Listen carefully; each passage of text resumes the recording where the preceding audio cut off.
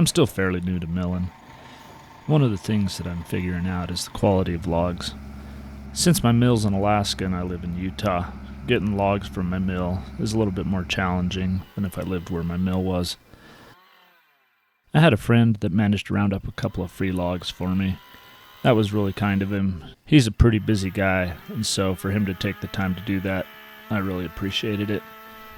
You'll see here pretty quickly, though, why these logs were free. Now, there isn't much my mill can't handle as far as logs. Me as a sawyer, well, that's another question. There's a lot that I still haven't got figured out. But the big question a guy's got to ask is, are free logs worth it? Not awesome, but it's gonna have to work. I'll let you watch and decide for yourself.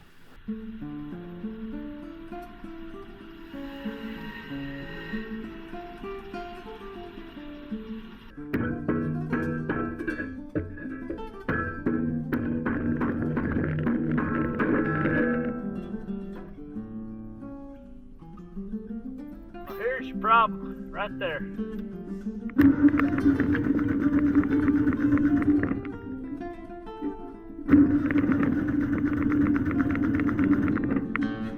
So I think this ended up being my problem.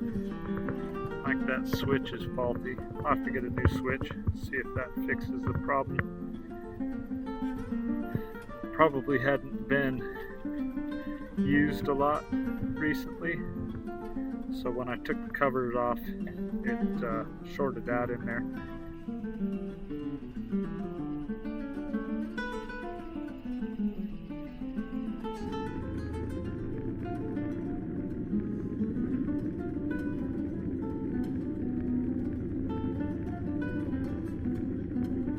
Well, I'm most of the way through this log with not much to show for it.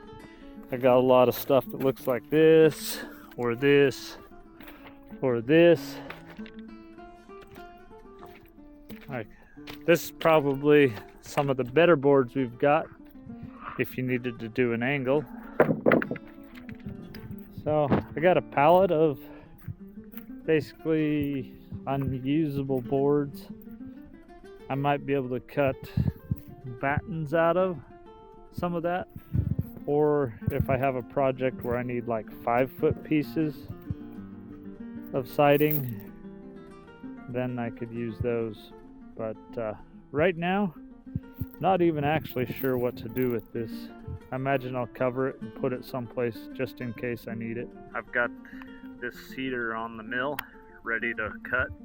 However, once I got it here, started looking, it's got all of these branches coming right out of the center section here.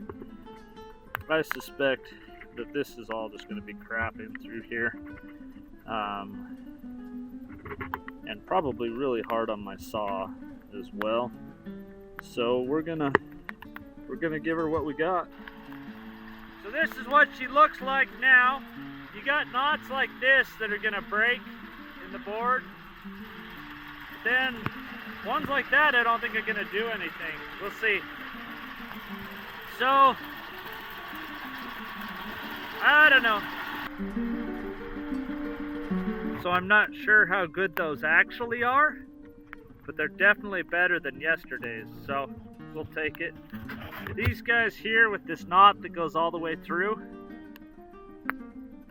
it might be hard to nail, but it looks pretty solid, so I'll have to look into it a little bit, but at least we got some boards. That's a good thing.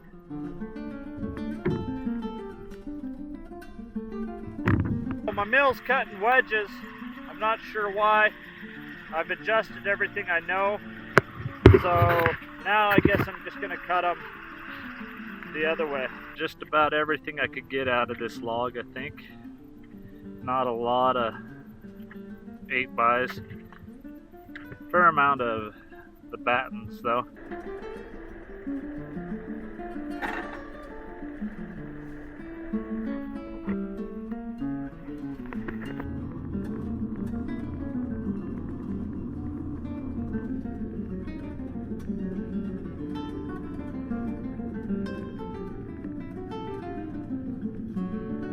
Log got turned into about this much lumber, Cost me about $25 worth of gas and about 4 hours of my day. Still haven't decided whether or not it's worth it, but it's lumber I have now. I knew I didn't have nearly enough siding to cover my shop, so on my next trip up, I bought a load of logs, and I think you'll see the difference pretty quickly.